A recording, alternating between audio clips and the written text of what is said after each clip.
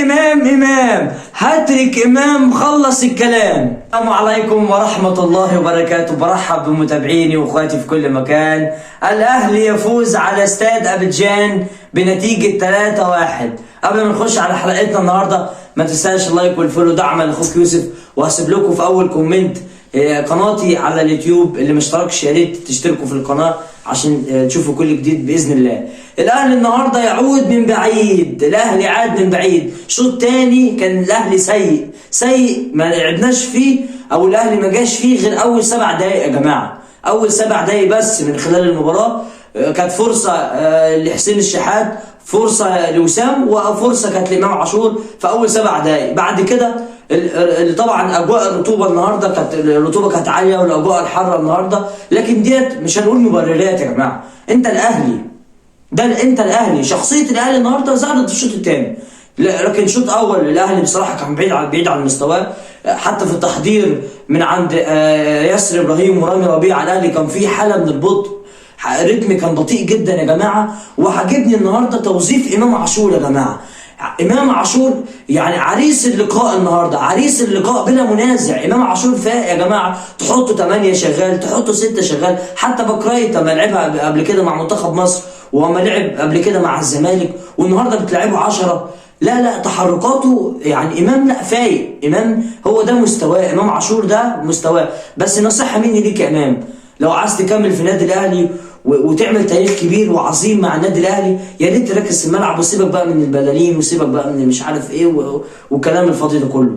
انت لعيب جامد، ولو ركزت في الملعب هتبقى في حته ثانيه خالص عشان هم متفقين. لكن الاهلي بصراحه شوط اول كان سيء جدا، ولا جمله تكتيكيه شفناها. مفيش غير هم اول 10 دقائق او اول 7 دقائق الاهلي ما جاش غير في المباراه. لكن بعد كده استاد ابيجان بصراحه يا جماعه فرقه محترمه عندهم، رغم ان هم مش هيصعدوا خلاص، هم في المركز فقدوا الامل، لكن كل ان هم بيلعبوا قدام النادي الاهلي وعندهم رغبه ان هم بيلعبوا الشهره بقى. عايز العب بقى قدام النادي الاهلي في الاجواء زي كده. هم متعودين على الاجواء الحاره في ملعبهم، بيلعبوا لكن بنديه كبيره جدا. سجلوا هدف عالمي في الدقيقه 26 عن طريق سان جون كور، ده ابرز اللعيبه. اهرج مدافعين الاهلي وكلف الدفاع الاهلي بصراحه يا جماعه. مش معنى الاهلي كسب 3 لا، لابد من صفقات، لابد. ومع احترامي اللعيبه الموجوده، لازم لعيبه النادي الاهلي لازم في عناصر لازم تمشي.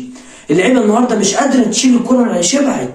في لعيبه في الاهلي شبعوا يا جماعه خلاص، بدون ذكر اسماء. في لعيبه شبعت. احنا مش هنتكلم في الصفقات دلوقتي غير لما يجي وقتها. واكيد النادي الاهلي وبرئاسه المحترم الكابتن محمود الخطيب هيبقى في جلسات مع كولر عشان يشوفوا احتياجات الفريق. لكن كولر بين الشوطين اتقرص، قال لك لا الناس دي انا عايز اكمل معاهم كاس العالم، لا هكمل ولا لا اخر. بين الشوطين ادى دش للعيبه، والاهلي في الشوط الثاني شكل ثاني، طعم ثاني. هو ده الاهلي في الشوط الثاني احنا عارفينه، هو ده الاهلي. شخصيه الاهلي ظهرت يا جماعه، خبرات لاعبي النادي الاهلي ظهرت في الشوط الثاني بشكل كبير يا جماعه.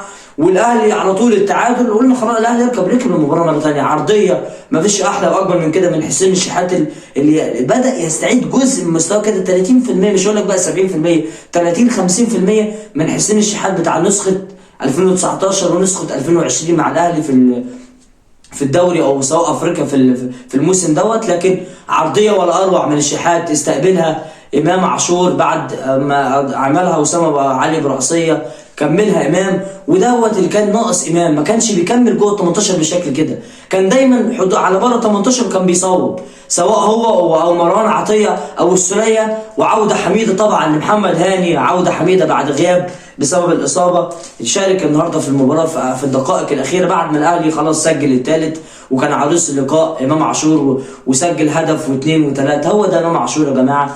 نتمنى طبعا التوفيق للاهلي، وبهذه النتيجه الاهلي بيرتفع رصيده للنقطه 10 في صداره مجموعته، ويضع قدما في ربع نهائي دوري ابطال افريقيا بعد اداء سيء في الشوط الاول.